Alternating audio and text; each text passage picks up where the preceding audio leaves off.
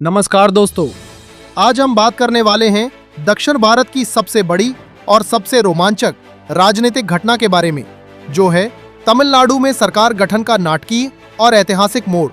एक फिल्मी हीरो जो स्क्रीन से निकलकर सत्ता की दौर में आया, एक पार्टी जो महज कुछ साल पहले बनी थी, और एक चुनाव जिसने तमिलनाडु की 60 साल पुरानी राजनीतिक परंपरा को पूरी तरह उलट दिया। तो चलिए शुरू करते हैं पूरी कहानी शुरू से अंत तक।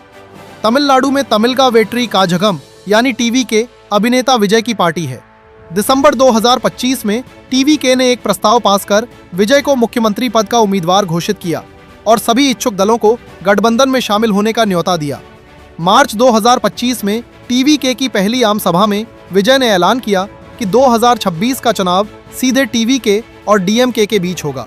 उन्होंने डीएमके सरकार पर भ्रष्टाचार और खराब शासन के आरोप लगाए और बीजेपी की केंद्र सरकार पर भी निशाना साधा। नवंबर 2025 में टीवी के की एक विशेष आम परिषद बैठक में 12 प्रस्ताव पास हुए। इनमें श्रीलंकाई नौसेना द्वारा मछुआरों की गिरफ्तारी की निंदा, महिला सुरक्षा की मांग और चुनाव सूची के विशेष संशोधन को रोकने की मांग शामिल थी। विजय, जिन्हें उनके करोड़ों प्रशंसक थलपति यानी सेनापति कहते हैं, का राजनीति में आना कोई अचानक कदम नहीं था। उन्होंने अपने फैन क्लब्स को एक संगठित राजनीतिक शक्ति में बदला और एक ऐसी पार्टी खड़ी की जो द्रविडियन राजनीति के दो पुराने खिलाड़ियों डीएमके और एआईएडीएमके को सीधी चुनौती दे सके। अब आते हैं असली खेल पर। 2026 के तमिलनाडु विधानसभा चुनाव के नतीजे किसी फिल्म की कहानी से कम नहीं थे।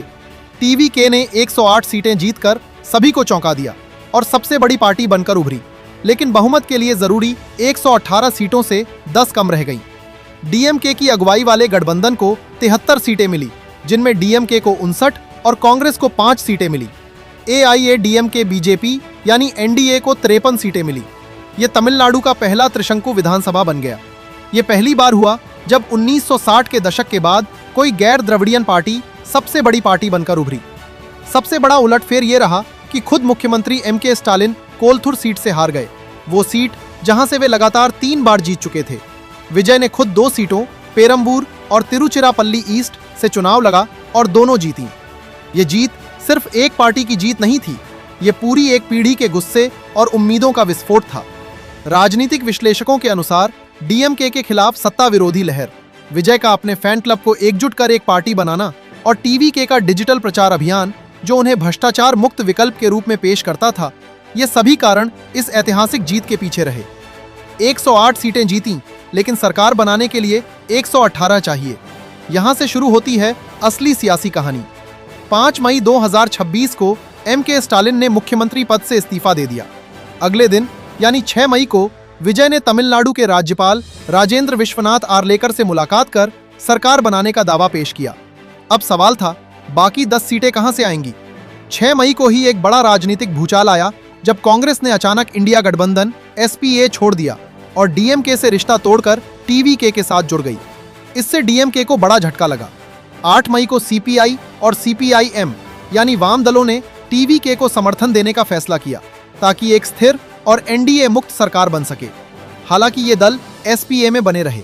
और अब सबसे अहम सवाल, वीसीके यानी विदुतलई चिरुथाईगल कच्ची का क्या होगा? वीसीके ने 9 मई यानी आज अपना रुख स्पष्ट करने का फैसला किया है। सूत्रों के अनुसार वीसीके टीवीके को समर्थन देने के लिए तैयार है। अगर ये हो गया तो विजय को बहुमत मिल जाएगा और तमिलनाडु को अपना नया मुख्यमंत्री मिलेगा।